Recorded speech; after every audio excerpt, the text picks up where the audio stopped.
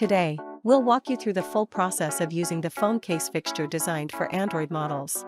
The full set includes 1 phone case mold, 5 filler blocks, 6 lens pads, and 3 sets of R-corners.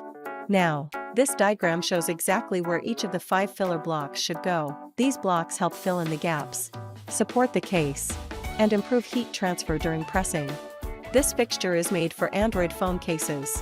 Based on your phone model, you'll need to choose the matching lens pad, filler blocks, and R-corners.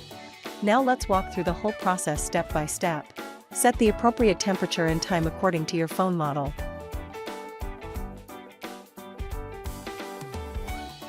Step 1. Pick the right R-corners that match your phone case and install them onto the fixture.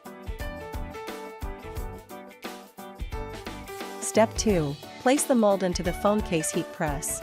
Step 3. According to your phone case model, position the filler blocks on the fixture. Then preheat for 5 minutes. You can also use this time to dry your printed sublimation film on the heat press. Step 4. Choose the proper lens pad and stick it inside the case using heat-resistant tape. Be sure the tape doesn't cover any vent holes. Step 5.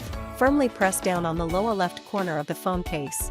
This compresses the fixture and makes it easier to handle. Now place the sublimation film on top, and you're ready to press. Once the countdown ends, peel off the film. And that's it, your iPhone case is done.